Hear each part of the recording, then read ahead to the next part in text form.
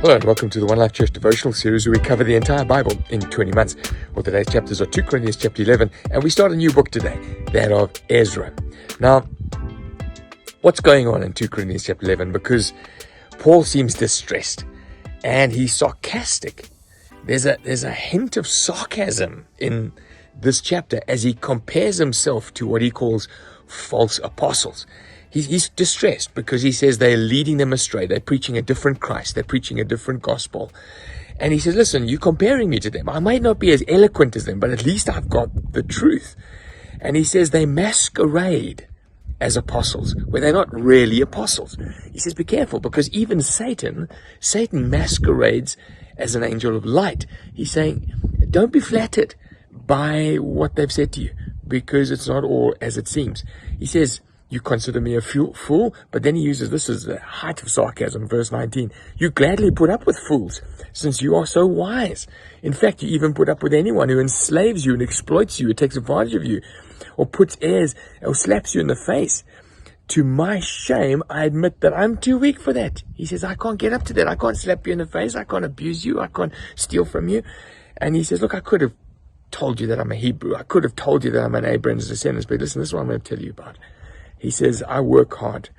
I've been in prison more frequently, flogged more severely, exposed to death and again. 5 times I've got 39 lashes. I've been pelted with stones, 3 times beaten with rods, 3 times shipwrecked. Night and day I spent in the open sea, constantly on the move, in danger in rivers, in dangers by bandits, in dangers in cities, in dangers in the country, in danger from false believers, without sleep, going hungry, going thirsty, cold and naked. Besides all of these things, I daily feel the pressure of my concern for the churches. There you see his real heart coming out. And he says, listen, I'm weak. I'm telling you, I'm weak.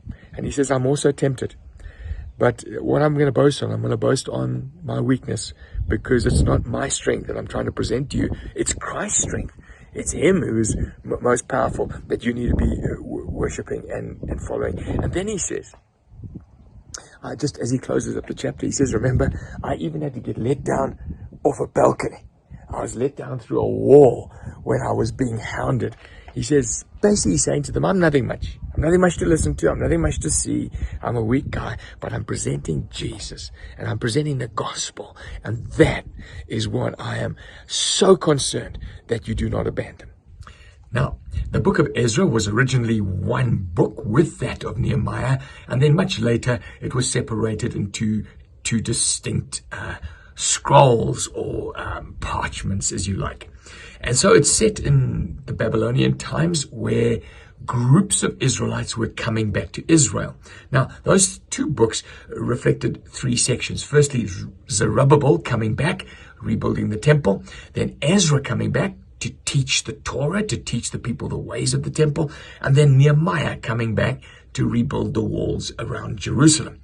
Now, it is fascinating that in each of these moves, Zerubbabel's moves, Ezra's moves, Nehemiah's move from Babylon back to Israel, was initiated by the Persian king. Now, Jeremiah 25 and Isaiah 45 has these remarkable prophecies saying that after 70 years of Babylonian exile, you are going to be sent back by the king, by King Cyrus.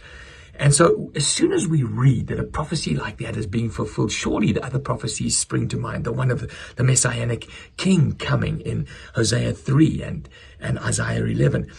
The presence of God in the temple in Zechariah 2, Ezekiel 40. God's rule over the nations in Isaiah 2, Zechariah 8. Surely these sort of prophecies, when you see one's being fulfilled, you must think the others are coming. God's presence, the Messiah coming, God's rule. It certainly made Israel extremely excited. So this is what it says in chapter 1, verse 2. The Lord, the God of heaven, has given me all the kingdoms of the earth, and he's appointed me to build a temple for him in Jerusalem, in Judah. This is what King Cyrus says. Any of his people among you may go up to Jerusalem in Judah and build the temple of the Lord, the God of Israel, the God who is in Jerusalem, and may their God be with them. And then so what happens is a whole bunch of Levites went, a whole bunch of people who just God moved their heart. They went back. Their neighbors assisted them. Cyrus brought the articles out of the temple that Nebuchadnezzar had carried away, gave it back. Says, look, when you go and rebuild this temple, put these things back inside again. Isn't this glorious? Even though kings come and kings go, even though we mess up, God's plan prevails. And his plan was, you wanted to follow foreign gods, I'll send you to the foreigners and you can go and follow their gods for 70 years. But he says, but I'm not going to deviate from my plan. I'm going to raise up a pagan king. He's going to send you back. And it's going to be a sign that the Messiah is coming, that I'm coming to be with you, that my presence is coming to be with you. This book is a fascinating one. We'll see you tomorrow.